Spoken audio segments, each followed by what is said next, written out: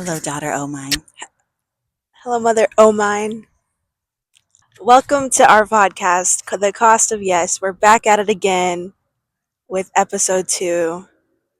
Crazy, I know. Let's be real. Today was a hard day, and I needed to be outside. I did want to touch grass, but there's too many ants in the grass, and we And there's found out ants the on the hard way. ground, so I'm Chris. Crisscross applesauce. And Jay's been sleeping for the last 24 hours, which I think is It's amazing for not her. true. No, I think it's amazing for you. No, Ivy League students don't sleep all day. What the heck are you talking about? You've used your brain a lot, so I could completely understand you sleeping and catching up on months and months of sleep Yeah, deprivation. that's true. So I'm really happy that you did that. Thanks. So, what are we talking about today, baby girl? I think today's more informational and helpful to students and parents because they can help their kids prepare for these things. And just going into kind of the specifics of my journey, the technicalities, if you will. If you watched our video last week, then you saw a glimpse of Jay's heart for her family and how much she cares about, paving a way for others, because she kind of like trailblazed this for our family because I did not go to college. I mean, I did go to college. I went to college for 2 years, but I did not apply for any scholarships. I did not go anywhere special. I went to community colleges and I racked up a ton of debt. So all I knew was debt and incomplete degrees. And I raised Jay to strive for scholarships. And so here we are today. Full ride scholarship to an Ivy League, Dartmouth. And she's here to share. Let's get down to the dirty details. Oh, wait, hold on. No, no, no, no. No, I got to scroll up. We're going to talk about the origin story before and during Questbridge. And thank God for Questbridge. We love Questbridge. What was your college mindset like before you found out about Questbridge? Before I knew about Crestbridge, I had no like I had no hopes or dreams of going to a top school or to an Ivy. Like I just had no aspirations to do that. I was always a good student. I always got like A's, and that was more of like a perfectionist thing. That And was more of like an Asian parent thing. yeah, and Like, like it's just the expectation to do well in school. So I did. Um I didn't even know that I could like attain a goal and a dream as big as this until literally my junior year summer when I learned about Crestbridge. So that's definitely my mindset. My dream school was a UCal school. So because you wanted to be by the beach and you also wanted to be close to yeah, family. and I'm honestly still grieving that dream because that was my dream for like my high school career, my first couple years of high school. Because we love the beach. We love to vacation at the beach. How did you first hear about the Questbridge College Prep Scholars Program and what made you decide to apply? I talked about this in the last episode that a woman from our church, Anjola, shout out Anjola, basically put me on and she told me like what to apply to. She gave me like an entire spreadsheet of like programs, fly-ins that I had literally never seen before in my life. And then I applied to those and then yeah, got into things I'd never thought I'd get into. But it started with the College Prep Scholars Program, which is basically just like it's for juniors. It's before the match. I think it definitely helped my chances when matching because I had already done that program. They had already like seen my previous application, seen what I It's like a huge vetting process. yeah. Let me finish. That was a big thing in the last episode. I would talk and then you would speak over me, and I was like this girly pop. But yeah, it was a vetting process. But I think as much as they say like this doesn't guarantee you, it doesn't guarantee you to become a finalist for the match. But I think it helped. At what point did you realize, oh, wait, I actually have a shot at top schools like Dartmouth? Um, when I got there for the first time, I think that was the first big school program I did. I applied for Dartmouth Bound, which is for juniors, rising seniors. And I don't know how, but I got it. I was literally at a different fly-in when I found out I got into Dartmouth Bound. I was at Colorado, Colorado State. Which is an amazing school. Yeah, but like top school, that was my first one. And then I got there and I was like, well, first of all, I didn't even know I didn't even know where New Hampshire was until I literally stepped foot into New Hampshire, and that's when I kind of knew of Dartmouth just because of like TV shows and media, but I didn't really know what any of the Ivies were. I didn't like I did never research into them because I didn't aspire to like go to them. I didn't think that was possible for me. That was my dream, though. So just a quick caveat. I'm really proud of me as a mom. Last but not least, I want to thank me for not transposing those dreams onto you. Like, I'm actually really geeked that you didn't even know what Ivy Leagues were because I just remember being a teenager. Oh, What? I tried to swipe the bug away and I killed it on You your smeared forehead. it on my forehead? Well, I Bug killed guts it. on my forehead. Thank I you. hope you- Yeah, you're smearing it all I across my actually forehead. I'm getting it off your face. So if you want me to stop getting it off of your forehead, I'll stop. Get it off my face. No, I already did. So I went to the bookstore all the time and was always reading those yearly book releases of like college reviews, and I always wanted to go to Harvard, Princeton, Yale. Like all the Ivies just piqued my interest in high school, and I always wanted to go, and I just never believed that I could, and I didn't try. And anyway, I've dreamed about it, but I never told you guys about that because that wasn't the goal. I was never going to put that pressure on you guys. Mm-hmm. The pressure that it wasn't even pressure, but the encouragement that I gave you guys, like you said in the last video, since you guys were very young, was full ride scholarship. It doesn't matter where you go, just be debt free. Mm-hmm. And I think it's also special because like I'm getting to know admitted students who has literally been their dream school since they were like in kindergarten, and their parents have put pressure on them like you're going to a top school, and like they were like gonna be devastated if they didn't get in, and I'm like. I just discovered this school like a year ago, and we're in the same space, you know. It's people who have worked for this all their lives become valedictorian, and like that's just been the goal for years. And someone like me who didn't have any preconceived notion that they would be doing that. So I will say though, there's a ton of overlap and crossover and similarities with those Ivy League parents and myself because I did, you know, put heavy encouragement on you for straight A's because I knew that was your pretty much your baseline. Not to say and not to discredit how amazing that was to have straight A's pretty much all throughout high school with very little exception. Did anyone in your community or family go to college? What role did that play in how you approached this process? like after I got into Dartmouth Bound and I knew I was capable of doing this, there's nobody in my immediate circle who did this. Everybody I know pretty much went in state to ASU or U of A. Um, but I will say I have a couple friends from my chess club and someone his name's Marcus. He goes to Shout out Marcus. Georgia Tech, yeah, which is a really good school. Yes, And it he's is. brilliant. And so him, going across, I don't know where Georgia is, going out of the state for Way out of college state. and thriving, and like him telling us how it's going, like, every time we reunite, that was like an inspiration. Like, oh, if he can do it, I can do it. And these are really brilliant people that I love and respect. So that was cool.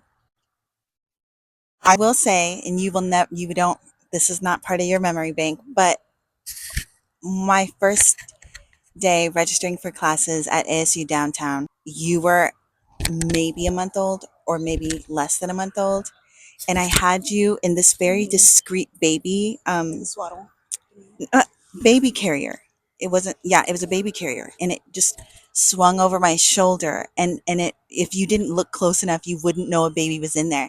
And I went to the registrar and I was talking to the lady about, getting signed up for classes. And she's like, is there a baby in there? And I'm like, yeah. And yeah, that was pretty special. Living down in downtown Phoenix, trying to go to school and go to work, and The newborn. with a brand new baby. Mm-hmm. It's crazy times. I never In actually saw college. you But in you did see me college. study for like my Yeah, I licenses. remember that.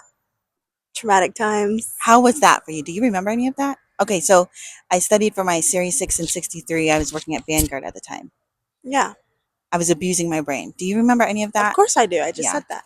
Well, what do you remember I about it? remember you being in your room for hours and occasionally seeing you and or peeking in your room and you'd literally be have all your books out, just like dedicated, like no other distractions.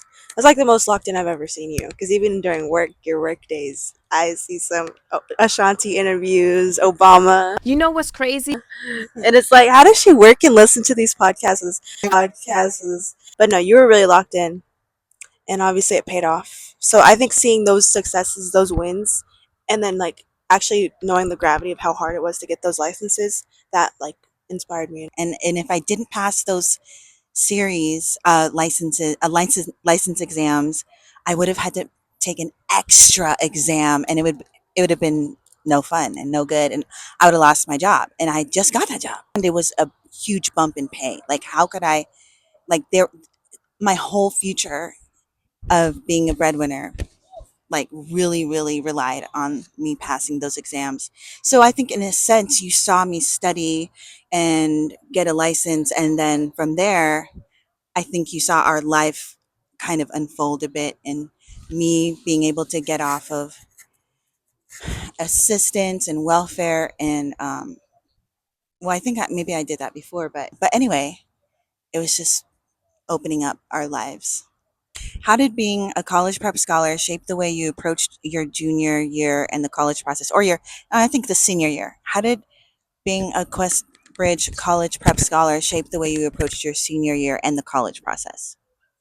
Um, I will say I didn't probably utilize the college prep scholar as much as like other people did, but I from what I've like seen, it shows you like it definitely gets you connected with all the colleges they offer. Like those colleges started emailing me, like top colleges, like we have this program, we have this virtual meeting, we have this that I got to go to, and that was super helpful. Like there was like panels with Yale admissions officers, Texas U, Notre Dame. Like I was meeting with them and asking questions. That was super helpful. I feel like there were some, events that you did that helped break down the application process and the essay process through other colleges. I know that there was at least one where it really opened your eyes to, like, the the essay and the their selection process. That was Or, Colorado State. We did that oh was my yes, that's right. I went to well, this doesn't have to do with Questbridge College Prep Scholars, but I went to Colorado State, and they that was my first college essay workshop of the summer. Hmm. That was right before I knew I got into Dartmouth, so I was still just writing, just to write. And yeah, we had people helping us like in the room. We sat in like a lab for like 4 hours and just wrote. That's phenomenal. That's It was so amazing. amazing. And then like they gave us their contact to like email them after, like we'll review it for you, like all that stuff. That was like my introduction, and it was super helpful. Was that part of the native program or just in general? I got to shout out all the indigenous programs you went to, Hmm. and that you're being, drawn into at Dartmouth, because they have always demonstrated how invested they were in indigenous students and in Yeah. you. And I think Colorado State was your very first fly-in. No, It it was wasn't. Colorado State was your first fly-in, Oh, wasn't it? sure. I don't It remember. was your first out-of-state fly-in. Okay. I don't remember actually. You know how I know it was? It's Because because you I had to went with grieve. you. Oh. Oh my gosh. I uh, went with you because I'm like, wow, this is her first time out of state, and it's going to be for an oh, entire week. that's true. Thankfully, my employer, their headquarters is in Colorado, and I think I stayed maybe an hour away from you. I didn't see you that entire week, Yeah, it was but it just was about you more, being there. yeah, it was just more about having a safety net, just in case anything happened. Yeah. And I was hoping and praying nothing happened, and nothing did, and I was there to meet you at the airport. Like, hey. She's very sweet, and she cried a lot. She cried a lot in my arms, and I I cried a did. lot. When I saw you after the week, I was like, And oh then my everybody was god. watching us as we hugged and cried. Why was I crying? Girl, I don't know. You were the one crying. Maybe because you missed me a I lot. missed you, and that was like the first realization that, oh my gosh, This is gonna be our she's reality soon. no, yeah, she's bound to be going out of state.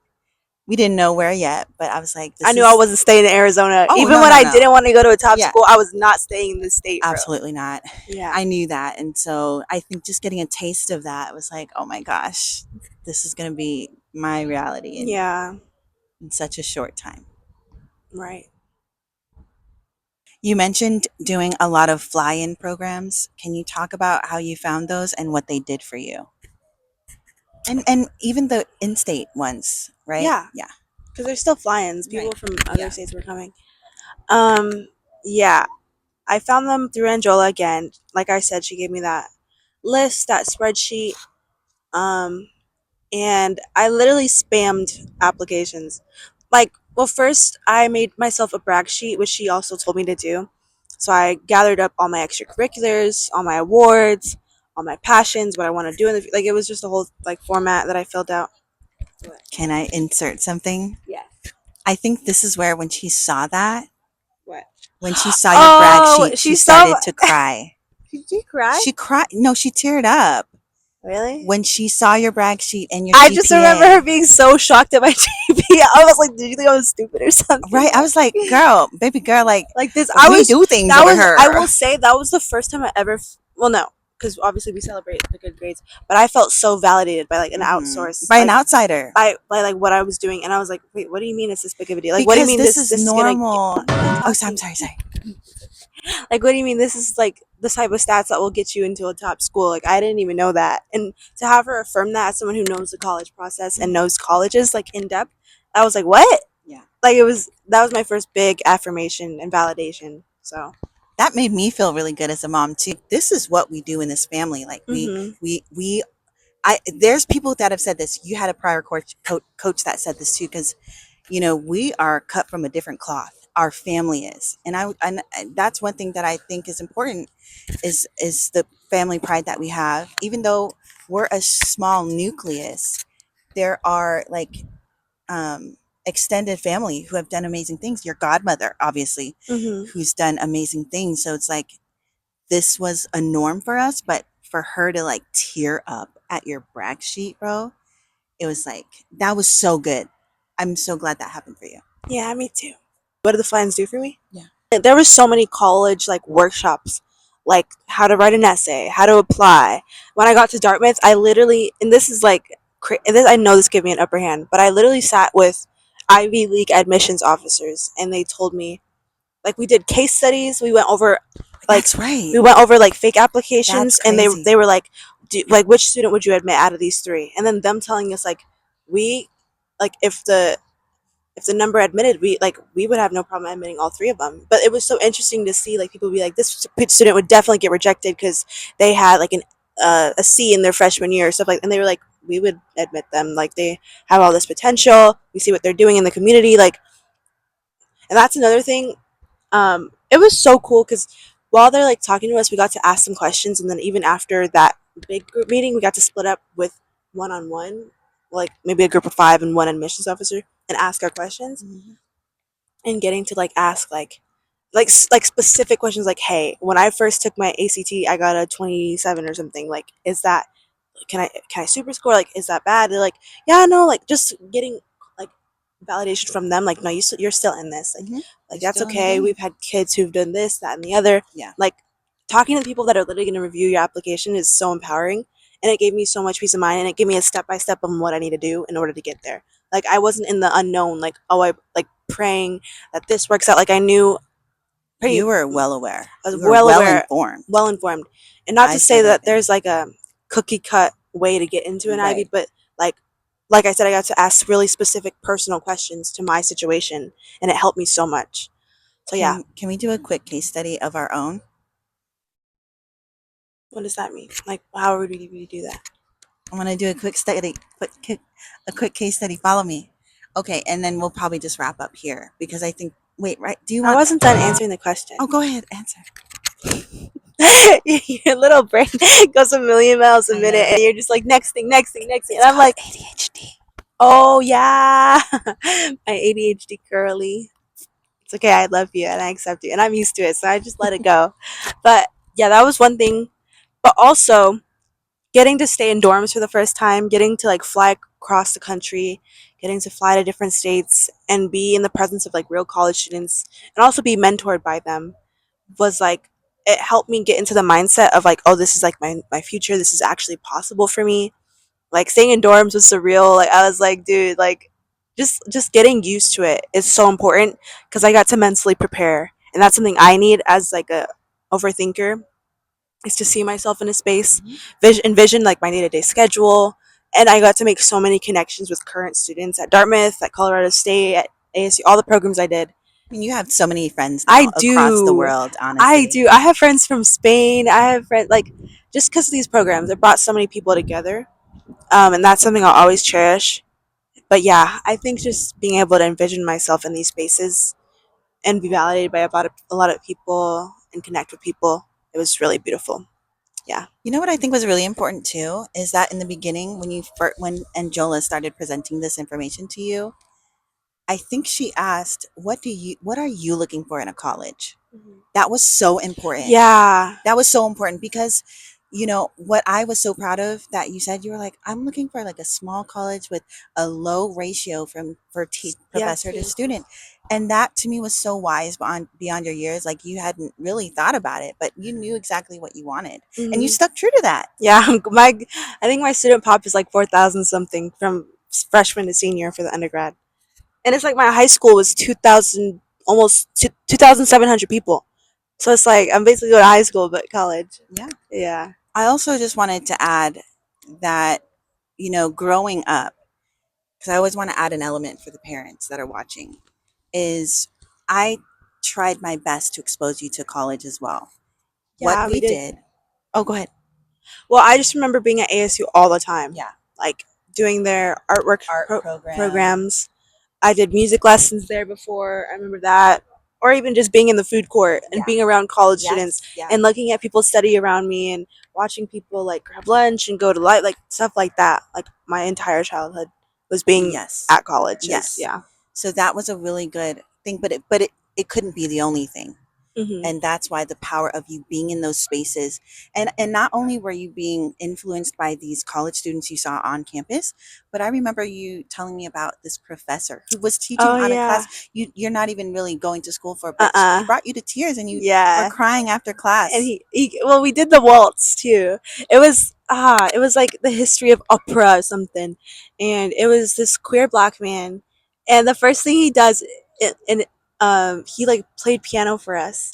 I was like, oh, like my heart was captivated. It was this beautiful upright piano, and then he like showed us some stuff that he knits, and I was like, bro, I crochet, like, and then like he talked about his journey a little bit and like his story, and I resonated with it so deeply. And then we were like getting into music, like recognizing it, all that. And then he picked me in the little class, and we did the waltz in front of everyone. And I was Mhm.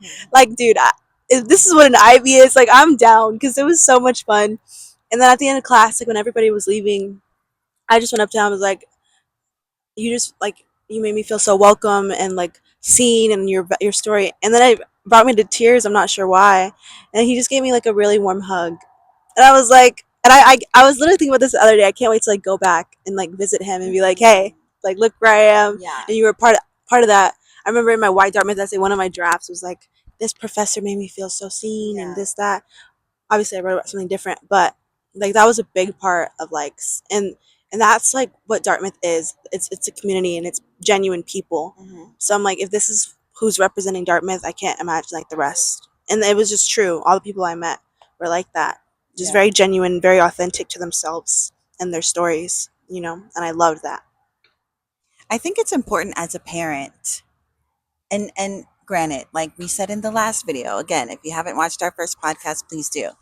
In the first podcast, I just want to stress, because you were stressing how much of a nation parent I am, and I am in so many ways. But one thing that I have not like super tried to impose my will on you about is what you're going to study and what degree you're going to get. I have not. I have not. Jay, you're gonna be a nurse. Jay, you're gonna be a doctor. Doctor. Jay, you're going to get your master's. Jay, you're gonna get your doctorate. Jay, you're gonna be a nurse. Jay, you're gonna be a doctor. I don't care what kind of you're gonna be a doctor. Well, Over here telling me you're not gonna talk, it's not boy. imposing. It's It's recognizing the projecting. call It on your makes me life. feel pressure that I have to be something like that. I mean, are It's you joshing. listen? A $500,000 education Yeah, no, for what? I'm gonna go into healthcare. I want to have a stable career and I want to help people. Like, And I feel like we've done a lot of research, yeah, and you have done a lot of.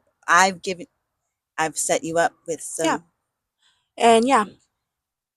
I have not put pressure on you the way other Asian parents hmm have. Like, oh, you have to be a lawyer, so you're going to You be a have to lawyer. be. You have to do Yeah. what I'm banking on, because this entire parenting journey I've been on with my children hmm has been a collaboration with God. But also, that's one thing I mentioned in the other video, but I really want to stress in this video. It's definitely a collaboration with the child.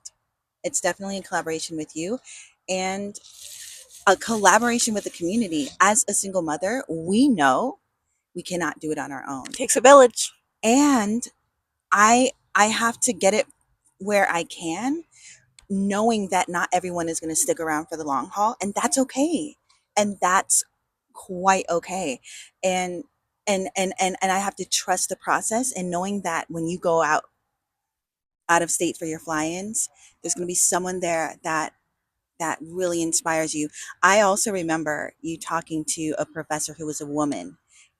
She was a doctor and she was Oh, native. at the Colorado State one. And that to me was answered prayers, because I'm like, if if she doesn't see that in herself yet, I know she's going to see that in someone else, and it's going to inspire her and draw something out of her. hmm So I'm not even worried. I'm not even like putting pressure like, oh, okay, you're undecided on your major. Cool. Haven't, you know what I mean? What do you think? I agree. You sure? Yeah. But Positive? if I were to tell you, Mom, I'm switching my major to be an English major, what would you say?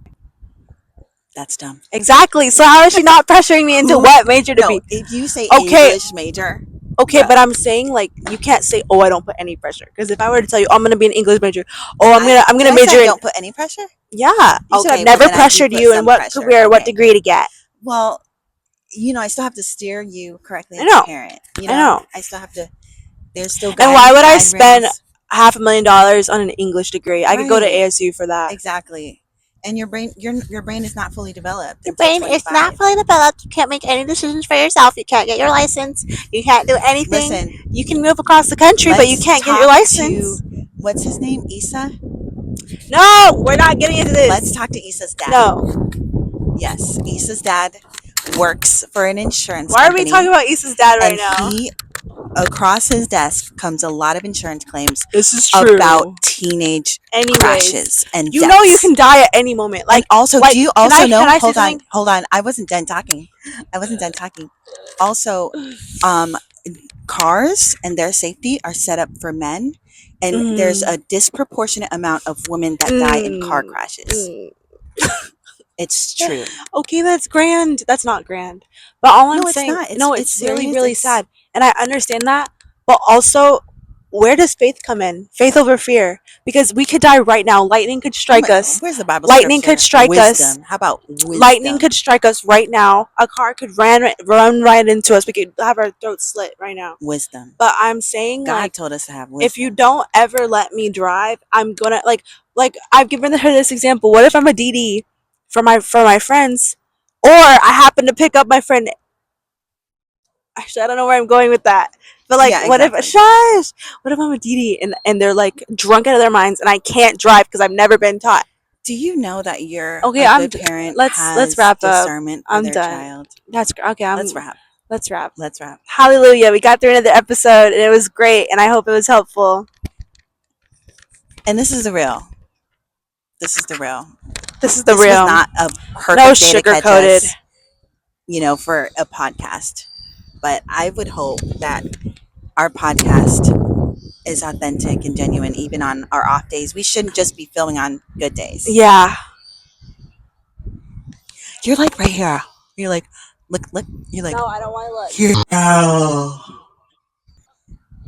She's so extra when the camera turns on. She wants to do the most, and she is a beautiful, wonderful mother who I love so much.